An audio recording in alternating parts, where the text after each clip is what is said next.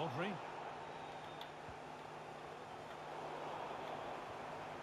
Jones. On to Salah. يلا سلاح اي هوار لو جول جوانا اي والله باورم نكر قلت انتو باكا شو دروا اي هوار لو جول جوانا او تبو اي والله باور بينكراوا اي هوار سلااو هاوڕیانی خۆشەویستم خۆشحاڵم دووبارە گەڕامۆلاتان لە پارتێکی نوێی کارێر مانەجەر مۆد لیڤەرپول و بەرەو نازناوەکە خولیانە پاڵەوانەکانی ئەوروپا یاریمانەیە چوارەمین بەڵام تەنیا دوو خەڵ لە یەکەم دوورین کە بەنفیکە بروسیا دۆتمۆن مانچستەر ستی لە پێشمانن مانچستەر ستی لێمان بیتە بەڵا لە خولیش لە یەکەمە وەڵی هاوڕێیان کەتنێکمان کردووە داریون نوێنێس لەگەڵ 200 ملیۆن دایتمانە ئیمباپێ چاوەڕێنە زانی ڕازی دەبێ یاخودنا چکە ئیمباپێ بینین بەڕاستی یاریزانی چوانمان نامێنێ بێلینگامم حەزی بێ ڕێک نەکەوت ئێستاش چاوەڕێی ڕیالیم بزانین چی دەڵێ بەڵام سەرەتا باو یاریە بکەین بەڵام پێشەوەی دەست پێکەی ناوڕێن ئەگەر تازم بۆ کەناڵەکە لایک و سەبسکرایب لە بین مەکەن یاڵڵا دارین نونێس ئۆلمۆ سلاح کیۆگۆرس دەکەینە سەرەکی ئیشەڵڵا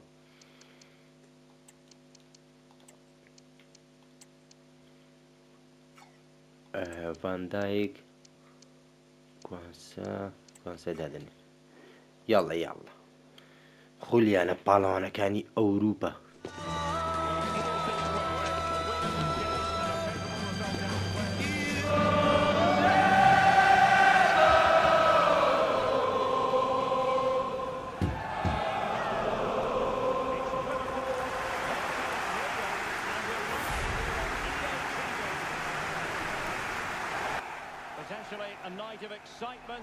یاڵڵا یاریگا یەک پارچە سوورە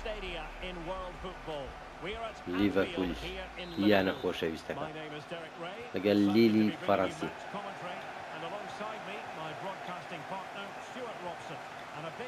ئەی هەوار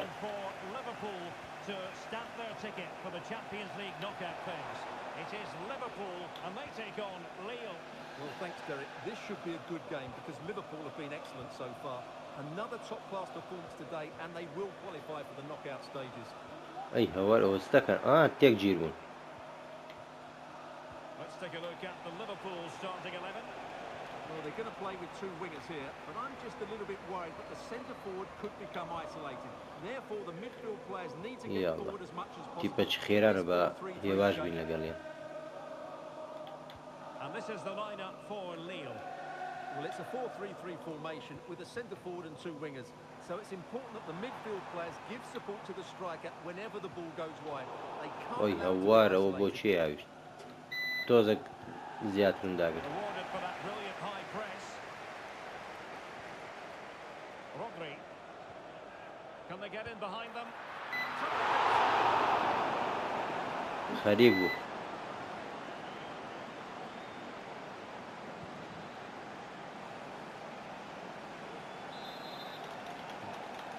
يلا اي هوار لداري نونيز اي هوار تقول نبو هاوريان او تيكر داري نونيز اي هوار والله عفريم شانسي داري نونيز قوتي توباك فريد دا شانسي داري نونيز دوباره كون نونيز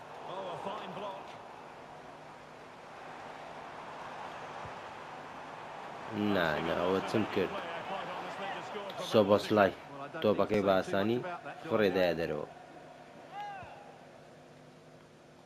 لە مەجموعەی خولیانە پاڵەوانەکانی ئەوروپا گرنگەوەی لە هەشتیپەکە بین تاستێش یاریمان نەدۆڕاندووە باشترین تیپی خولەکەین ئەی هەوار لە کوێنسا چی کرد لە ڕاستی شەر لیڤەرپول لە خولیانە پاڵەوانەکانی ئەوروپا لە یەکەمە ئەوە چنەوانە زۆر سەریعن زۆر وەڵا کوێنسا مەجالی و یاریزانی هیچ نادا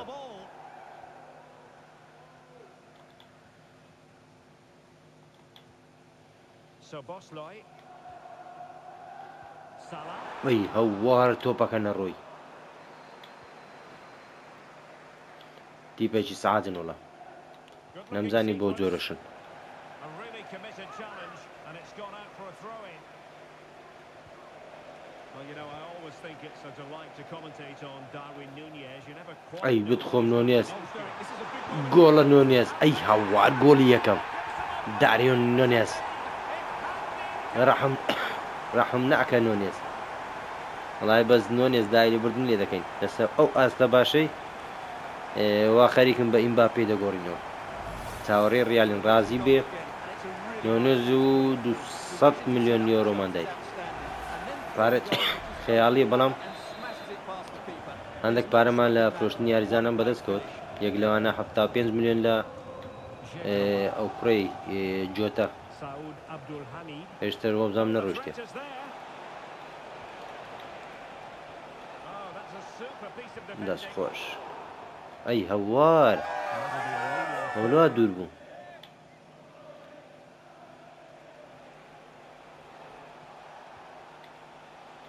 Plenty of support here. ئەوەستەکەوە Oh, great attacking play. وەڵا وەبزانم ئەی هەوار دەست خۆش دەست خۆش Reflex action from the goalkeeper. Counter-attacking very much دەست an خۆش option. پاسادێک لە سڵا ئەی هەوار نەخۆشم نۆمزانین چم کرد ویستم دەما I'm hearing that لویس something دیاز has بەس happened in one of the یاریزانی ماشڵە یارزانەکە چۆری Got نەکرد with the news. Yes, it's a goal for Stuttgart. Nice build-up play. and ئەی when the هەوار لەو second شوتە جوانە goal, why didn't he take it well? It's now 1-0 with 29 minutes on the clock. Alex keeping us right up to date. Salah. Liverpool unable to ماشەڵە hold لەو on. یاریە هەموو یاریزانەی هەر سوڕامەوە تۆپەکە بدەمەوە جەمالی فاول فاول ببوورە Not the best challenge, free kick. وڵا تیپەکی زۆری سعاتە ناوڕێن لیلی فەڕەنسی ئەو تیپە وەبزەم لە ڕیالی بردەوە ساڵ لە ئەوروپا نا تۆپەکەی وەگرە و بدەوان Well read to ease the pressure. Oh, great piece of individual skill. زۆر خێرانە زۆر Ronald Araujo. The ball with Rodri. Szoboszlai. یاڵڵا Well, they must exercise caution standing up بەڕاستی as they دەبیواگە go. یاریان لەگە بکەم زۆر خێرانە Encouraging offside goal نەبێ. for Liverpool. And the cross into the middle. ئەی هەوار لە جەمال موسیالە ئەی های لەو شتە جوانە Defensively here.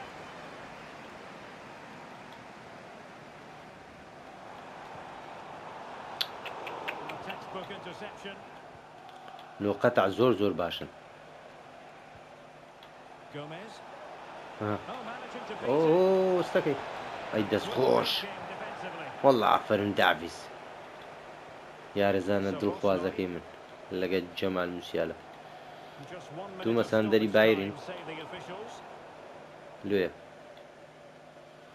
بسماریانەیەکیش ئەو دوو دەگوازمەوە Abdulhamid.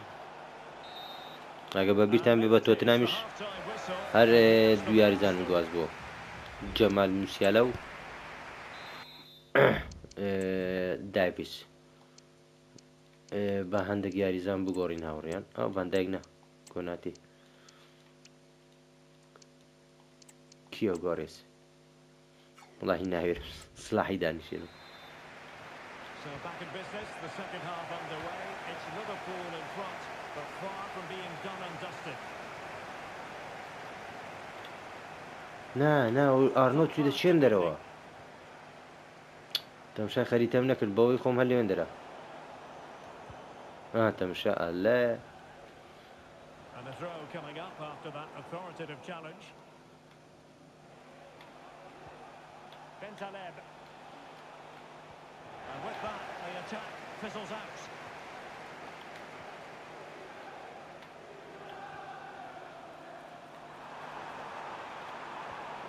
Well, this could really help the cause. یاڵە کیۆ ئەی هەوار لە کیۆ گۆرس ئەو شوتە جوانەی گوناحە گۆڵ نابێ وەڵی شوتی گەلە جوانە هاوڕێیان ئێوەڵا شەنسی خۆمانن تۆزێک بەرزە.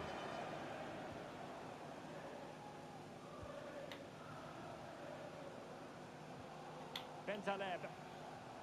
Well, many have wondered if they would get it over the line in terms of the deal. They've succeeded. ئای غەڵەتەی. Yes, it's an exciting move for him, and hopefully we'll now see the best of him. But he'll need to settle in quickly to win over the fans. Oh, opportunity here, Stuart. ئەی هەوار ئەوە چییە وەڵا Against the post. جوابیان داینەوە. Well, nothing untoward زۆر happened. بە خراپی جوابیان داینەوە. Salah. And a goal has gone in one of the other matches. Alex Scott will tell us more. Yes, it's a goal for Stuttgart. It ئەی was a هەوار fine کیۆ effort. گۆرس It was جوانە easy بەڵام for everyone, including the goalkeeper. ئۆهۆ They ستەکەوە. pulled one back with 54 minutes played. ئەو غەڵەتە With the چییە؟ info as ever. Now breaking at pace. Potential danger. Pressing like that will help. ای کاکە the cause. تۆپەکە دووەگەێت و پاسا دەکەی بە جوانی بدە. Can they square the game? It was a chance, but disappointing. Well, from that position, he has to do a lot better there. ئەی هەوار نییە هێش پاسا With دەکەی بە. some aspects of his performance so far, but not every aspect, Stuart. It certainly wasn't his best half of ئەو ستەکە It was slightly off the لێ pace. ناگەڕێ کوانسا. Too easily at times. بەڕاستی ئاستێکی یەکجار باشی So پێشکەش I'm کرد. expecting more from him in the second حتا ئەو half. دەقەی لەو یاری.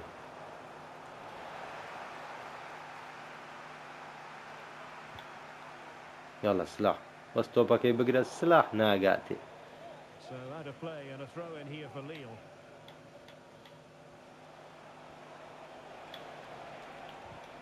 هاتم شەو. Well, the visitors have had most of the ball in the last 15 ئارنۆت بەڕاستی بیتە خێرخوازی ئاخی دەقە گۆلی بەرامبەر نییە مەجال نادا. Without any sign of danger.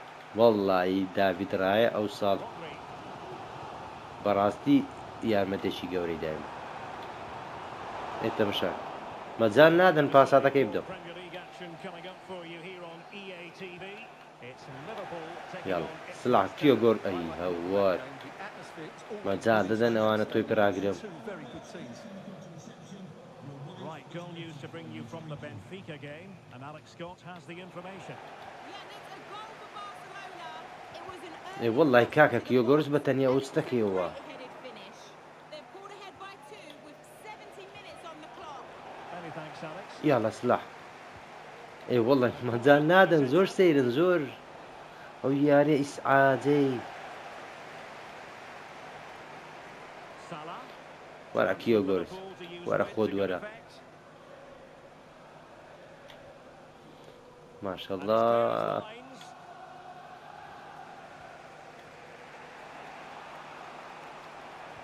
ئەی هەوار Silva. ئەی بتخۆم Defended. بەس سێکە ناوڕیان هەر تۆپە قەتع دەکەم هاندەرسەکە ئەو یاری غەڵەتم یەکجار زۆر هاوڕێن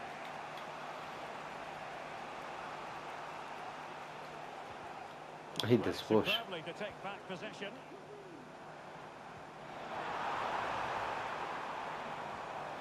ماشەڵڵا زۆر ئیسعاجن زۆر هەر بە چرکە پێش ئەوی پاساتەکەی دەم لێ قەتع کردم ئەی And with ئافەریمەوەت that, the کرد attack fizzles out. That's a good pass. ئای هەوار غەڵەتم کردەنا زۆر جوان بوو. It's not a great effort, is it? And a goal update for you in the Monaco game. Let's find out who has یا scored. تەماشا ئارنۆت ئەو تۆپەی وەرناگری Second goal أي. for Aston Villa. They're back in this now with under 5 minutes left to play. Cheers, Alex. Just cleared away in the nick of time. A sloppy pass. Giving it their all. In search of an equaliser. You'll take efforts like that all day long. Salah. تیپەکی زۆری سعادن باشە گۆلەکەم کردو هاوڕێن ئەوهۆ Wasteful from Liverpool. وەڵا فاول کوێنسا ئاخیر دەکە فاولەکی کرد And perhaps a card is forthcoming. خۆ ناڵێ ڕێت کار نانە باش نا یاریەکەمان بردەوە هاوڕێن یارێکی بەڕاستی ئیسعاج و بێتام Cameras weren't rolling. با خلاص بی He looks embarrassed. He's way off target with that one. That's it. The referee گرنگەوێ سێ خاڵەکە بەبێ ئیسا بەش لێ دەرچوین بەس ببورن بەسەریش کەوتین بۆ قۆناغی داهاتووی چامپیۆنز لیگ. چێ بردیتیەوە بەرشۆنە 2 گۆلی لە بەنفیکا کردووە. ئۆفەری بۆ هاتووە دانی ئۆلمۆ پارە ئەوە چیە هەموو بەخواستن کاکە باشە خۆستن 2 ساڵ بەخواستن وڵی دانی ئۆلمۆ بەخواستن نافرۆش ناوەڵایی ببوورە ریال مەدرید کلیان هێشتا جوابی نەداینەوە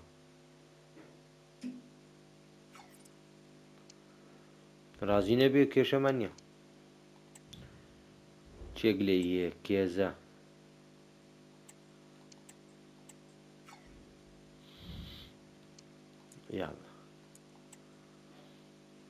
یاری ئەو جارە بەرامبەر ئارسناڵ داوای چێ کردووە ئەلێکساندەر ئارنۆڵد 103 ملیۆنی دایتێ 20 وەڵی ئارنۆت لایەنی دیفاعی زۆر خراپە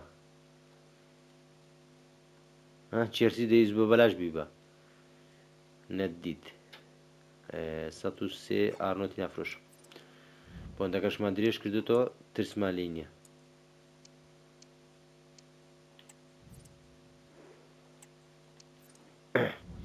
یاڵا یاری بەرامبەر ئیپسویچ تاون تەنیا یەک خەڵ لە مانسیتی دوورین مانسیتی بۆ دۆڕای یاریەکەی ترچ بوو ئێستا یاریمان بەرامبەر چیە ئیپسویچ تاون یاریەکەی تر لە مانسیتی بردیتەوە دووبەیەک ئەڵڵا یاریێکی خۆشە مادەم هەمزانی تیپە چیە ئەگە بەبییران بێ هاوڕان یەکەم یاری ئەم بەرزەمان دۆڕان بەرامبەر ئەو تیپە بوو کاتی تۆڵەکردنەوەیە ویستم بە زۆربەی یەدەکان یاری بکەم بەڵام هەوڵ دەدەین گۆڵە چێکجا زۆریان لێ بکەین بەس بزانین کلیان ئیمباپێمان دەوێت ئاری وەڵڵا با قسەی لەگە بکەین 225 ملیۆن هاوڕێیان وەڵڵی گەلەگەلە زۆرە 225 ڕازی نابم بگورە بارەفست تۆ کێشە نییە یاخە 225 ملیۆن بەلای کەمیش 50 ملیۆن داری نونێس ئەو ئاستە باشەشیە وەڵی گوناح جۆنس ئارە خۆی دادنیشێن کۆناتی باشترین یاری کرد حەقی خۆی یاری پێ بکەین تەوا هەوڕیان جۆتا ڕۆیشتووە کاتە ئۆلمۆ با نەفرۆشین کێشەمان نابی کیۆگۆرش شۆرتی دۆم ئینشاڵڵا یاڵڵا باچین تۆڵە لۆتی پێ بکەینەوە یەکەم یاری ئەم وەرزەمان پێ دۆڕن کاتی تۆڵەیە تەنیا یە خەلیژ لە مانچستەر سیتی دوورین یعنی زۆرمان نەماوە پلە یەکەم بگرین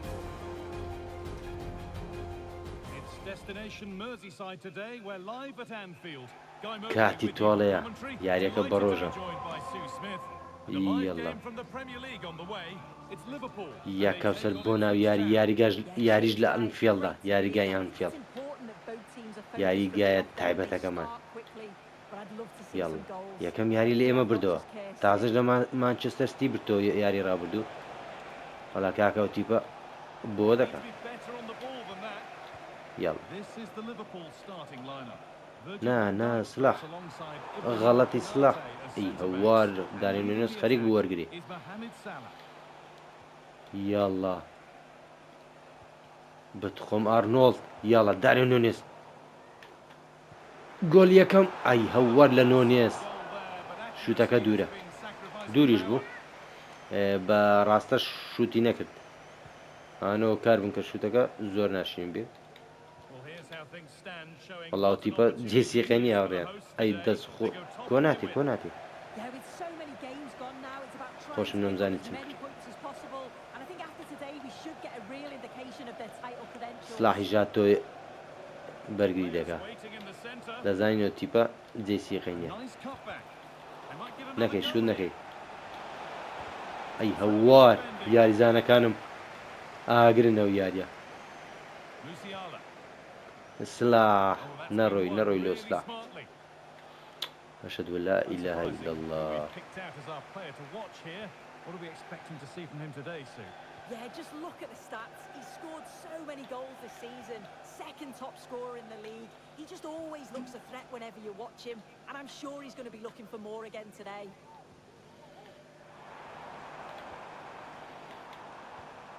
There's a تبقى شي nice سعادة. passing rhythm to the play.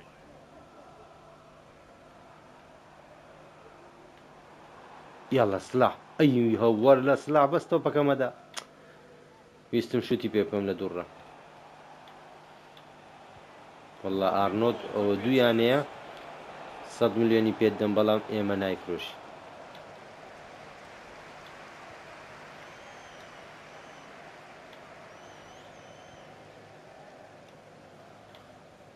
Rodri. أي هو داي زور إنما أبو Phillips. أو تشي سعادن أوانا Nice bit of defending there to put it out. بەڕاستی لە باسانی لە ماشتەستیان ئەوە ماشتەستی ناحەق نییە کە بەرامبەرەوە دۆڕایە زۆری سعادن Phillips. ئەوجە یاری ئێمە و مانستی بەڕاستی دەبێتە یاری لوتکە They're not getting close enough here. ئەی هەوار Will now be tidied up and cleared away. دەست خۆش Midfield possession a key part of the game. Right now, no part of this game. Davis.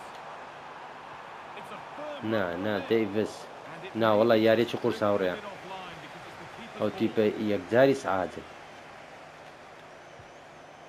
جەمال دوورە جەمال Which it looked like doing بڵند pretty well, بوو but it was struck.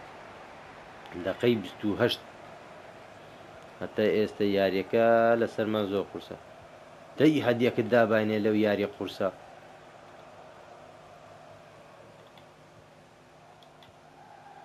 Mohamed Salah. Could be something building for Liverpool ئەی here. هەوار But سلاح able to چاوم deal لەوێ with the سلاح danger شوتە چکە decisively, well defended. A lot of room for them here.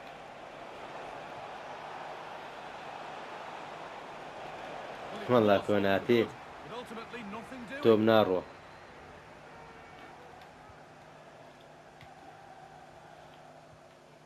ئەی هەوار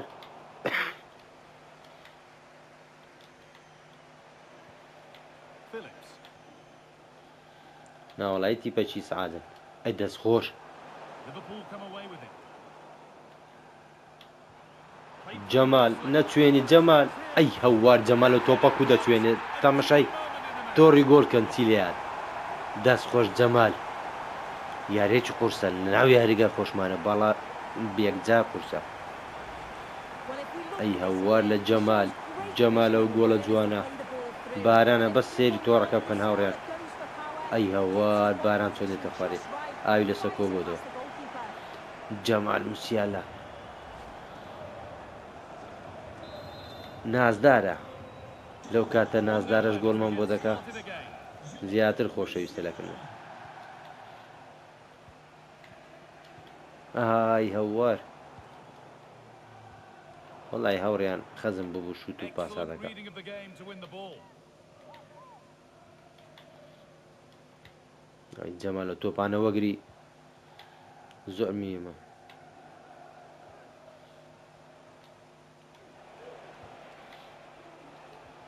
نا غەڵەتم کرد ئەوە چی کرد They're not going to ئێ profit وەڵڵاهی from مەمنونتم defending.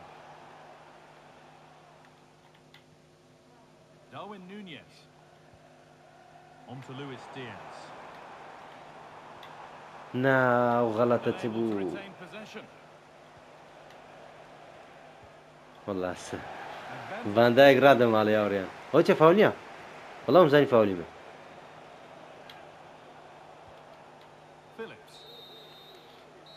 یاریەکە قورسە Closed the first half. بەڕاستی قورسە یەک بەیتیش یاڵڵا The second half gets underway. بەس یاریگاش تەڕە هاوڕیان Liverpool. پاساتەکان بەدڵی خۆمان نییە Davis. Rodri.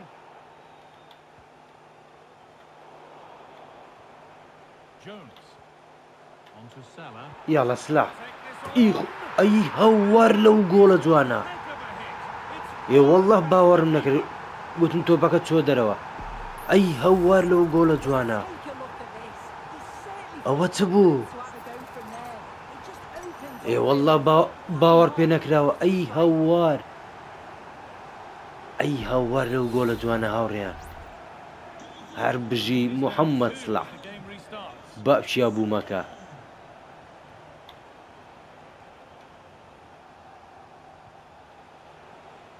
ئەبوو مەکەیە چەکەی ناوی مەکەی هاوڕێیان بۆیە پێ دەڵێن ئەبوو مەکە ئەی هەوار ئەی هەوار لەو گۆڵە جوانە Salah. ئێ وەڵڵە سلاح نازدارە کاکە بۆیە نایفرۆشم Beautifully weighted ball.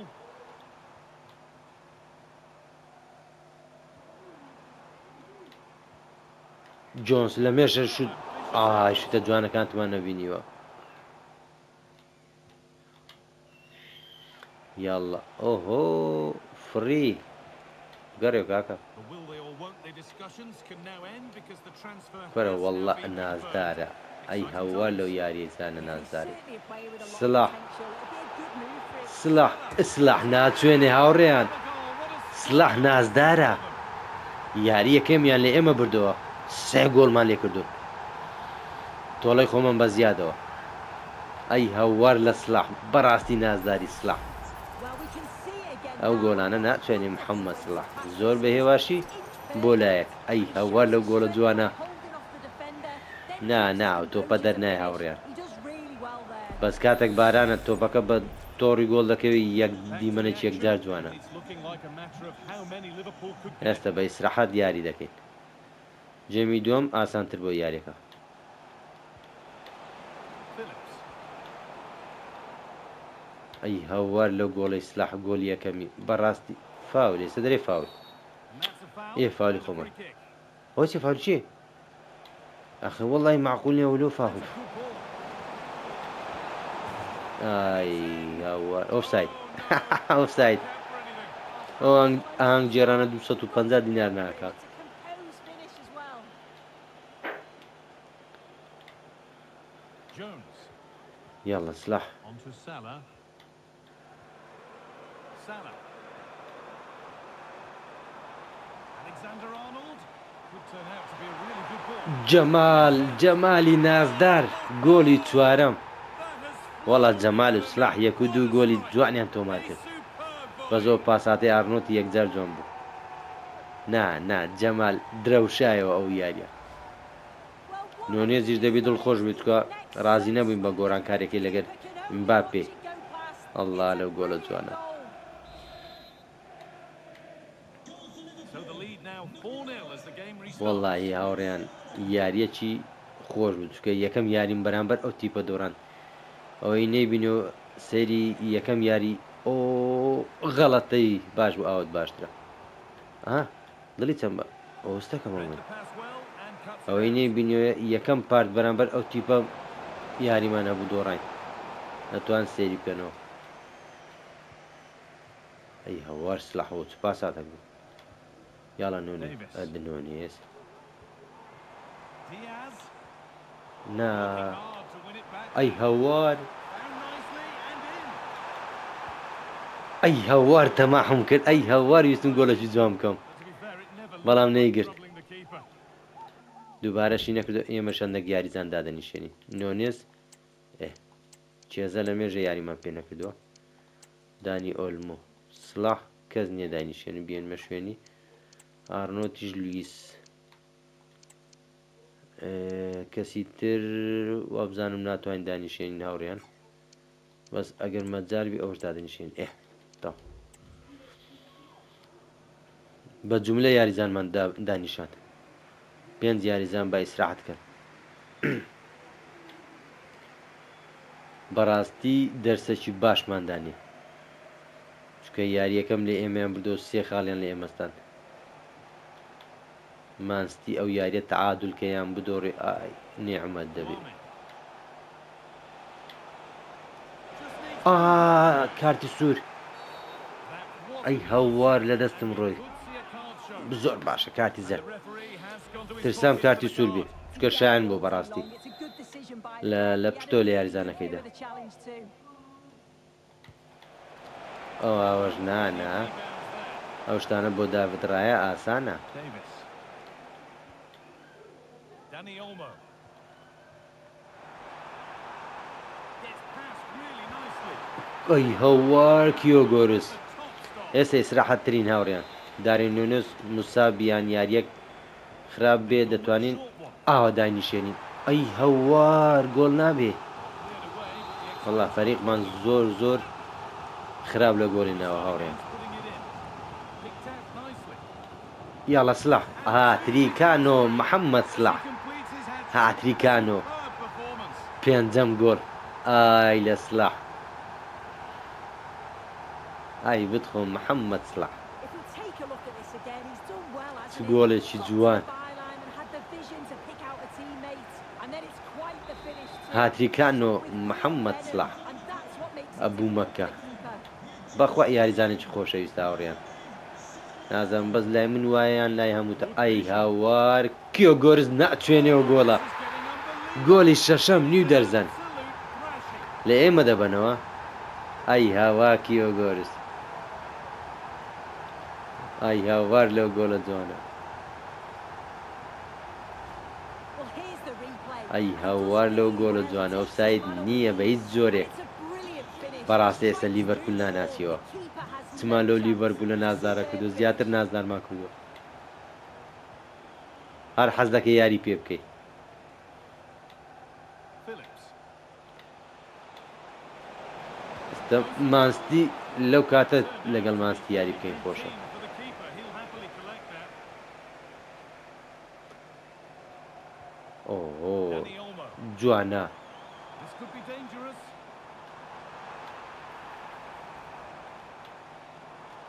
What a chance. ئەی هەوار جۆنس You have to say. نەیکردە حەف گۆڵ Less said about it, the better.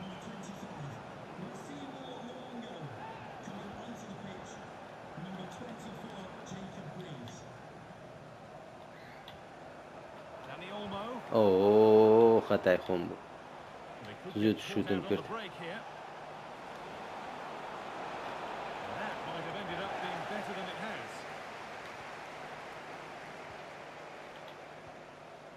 Chiesa. Dominic Szoboszlai. Lovely incisive ball.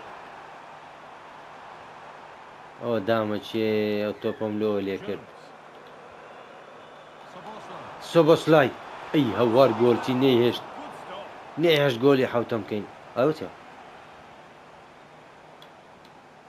وەڵا ئەی هەوار نەیهێشت There's the final whistle. زۆرم حەز لێ بکەینە حەوت گۆڵ To take away, not least the 3 points soon.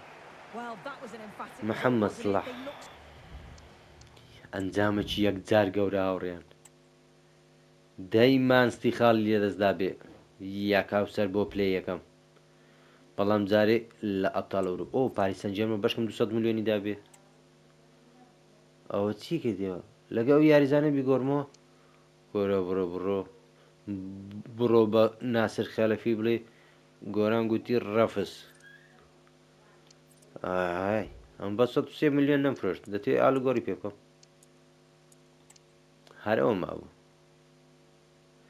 پارەمان نازانم چەندەیە بەس مەحاڵ دەکەین یاریزانێکی بگوازینەوە ئەگەر ئۆ ڕیال مەدرید پارەی زۆر بە یاریزانەدا ئەوە چێ خواستن وڵی مادەم ئیمباپێتان نەدایە من ئەوە ڕەفس بەس مەحاڵ دەکەین ئۆلمۆ لەگەڵ بێلینگام بگۆڕنەوە بەس بێلینگام بۆچی ئاوڕێن ئەگە ئیمباپێ دەنا حەز دەکەم کەسمان نایە بەس وەڵی ئێستا تەشکیلەمان زۆر باشە کەس ناگوازینەوە هەتا ساڵی داهاتوو ئێستا لە ئەبتاڵ ئەوروپا دووەمیشین یەک خاڵ لە مانستی دوورین مانستی ئەو یاریە لەگەڵ چێیە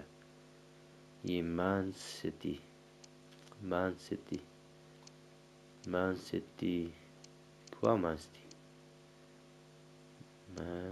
ئەو لەگە کلۆ بڕوجە و یاریشی بردەوە ئاخیرە من یاری خولیانە پاڵە کۆمەلەکانی خولیانە پاڵەوانەکانی ئەوروپایە بەس هاوڕێیان وڵات دەتوانین ڕەتی دەین یان هیچ کێشەمان نابی وە بزانم ڕەتی دەین باشترە بەس هەندێک تەبدیلات دەکەین ئەو جە یاریەکە ڕەت دەدەین چێزە بە بەیەدەکان یاری بکەین ئۆلمۆ لێرە جۆنس ڕۆدری بە یاری بکە کوبارسی با یاری بکە ئەوانش بە ئەساس بن یاڵە ڕەتی دەدەین و یاریەکەمان دوو بەیەکیش بردەوە محەممەد سڵاح هەردوو گۆلی کرد ئەی ئافرین محەممەد سڵاح بەشونە مانستی تێدا نییە گرنگەوەی قۆناغی کۆمەڵەکانمان بە شێوکی باش بڕی دانی ئۆلمۆ ئەوە چییە هەموو بەخواستن دەیانەوێت کاکەم بەخواستن نایفرۆشم زۆر سێرنەوەنە دەبێت بۆ خواستنمدانە نابێ ئەوڕێیان با بچینی ئێرە ئۆلمۆ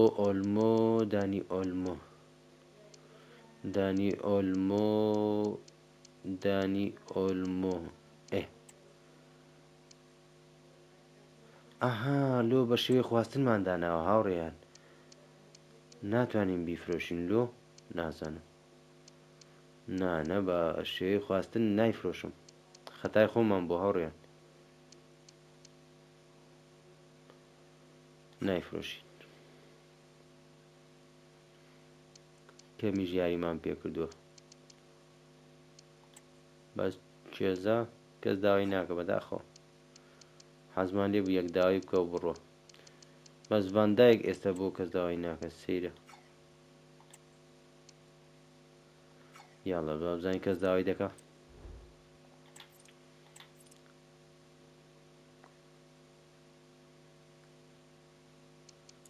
دوو ڕۆژ ماوە بۆ یاری بەرامبەر بۆرنسمۆس دانی ئۆلمۆ نیو سالێکی ناردووە بە چاوان ئەوە دڵی خۆش بووە ئۆ گواستنەوەی یاریزانان دادەخرێ هاوڕێیان مەحاوەلە دەکەین بابزانین کێ دەگوازین و یان دەفرۆشین ئەو جە دەست بە یاریەکەی بەرامبەر بۆرنسمۆس دەکەین هاوڕێیانی خۆشەویست بازاری گواستنەوەی یاریزانان تەواو بوو چەند یاریزانێکیشمان گواستەوە سوپرایزەکە ئەوەیە ڤاندایک بۆندی خلاص بوو بۆندەکەم پێشکەش کە ڕازی نەبوو ناچار لۆ ئەوەی بە بەلاژ نەڕوە لەگەڵ چێم گۆڕیەوە لەگەڵ کالافیوری لە ئارسناڵ یاریزانی ئیتاڵی یاریزانی یەکجار باشە لامینێ ماڵیشم بە لیوس دیاز گۆڕیەوە منداڵە لیوس دیاز 28 ساڵە ئیتر وێرتسیشم گواستەوە لە بالی بەرکۆزن یاریزانی ئەڵمان یاریزانێکی شازە ئەوکەی تر تاوە کەسی ترمان نەگوازیەوە و سۆبۆسلاشمان فرۆشت ئەو کوڕە ناوی چییە جۆتەشمان فرۆشت پارەی باشمان لەدەستە و تەشکیلەشمان یەکجار باش و منداڵیشن یاریزانی گەورەمان زۆر کەمە محەممەد سڵاح 32 ساڵە کیۆگۆرس 26 ساڵەکەی در نۆنێس چەندە نۆنێس 25 ینی 26 ساڵ زیاترمان نیە زۆر باشە تەشکیلە من یاری داهاتووش یاریگەڕانەوەی چێە جامی کارەباکاو بەرامبەر مان یونایتد ناناو مان یونایتد بەڵام هاوڕێیان یاریەکەی بۆرنسمۆسم کرد نەمتوانی ڕیکۆردیکەم بەداوی لێبردنەوە بەس ئەگە سیرکەین لە خولی ئینگلیزی هاتی نەپلێ یەکەم بەڵام مانستی یاریەکی ماوە بەرامبەر چێشە ئارسناڵ ئەگەر بدۆڕێ زۆر گرنگ دەبێ کانی ئۆتە ئەرسناڵ و مانستی لە ناو ئەرسنالیشە ئێمەش بەرامبەر بۆرنسمۆس یەک بەیەک ئینشاڵڵا لە ڤیدۆی داهاتوو یاریەکەی مانچستەر یاری پێش کۆتایی دەکەین ئەگە ببینەوە دەگەینە یاری کۆتایی لەولاش مانستی یاریەکەم دۆڕاندۆ بەڵام باگەری زۆرەوە سەردەکەوێت بۆ یاری کۆتایی ینی یاری کۆتاییەکی ئاگرین دەبینین حەزمان لێ مانستی بەسەکەوێتن بەڵام پارتەکە بالەوەی درێژتر نەبێ ئینشاڵڵا لە پارتی داهاتوو دێم وڵاتان تاو کاتە یای بەختەوری و دڵخۆشی بۆ هەمووتان دەخوازم کاتێکی خۆش بۆ هەمووتان خواتان لەگەڵ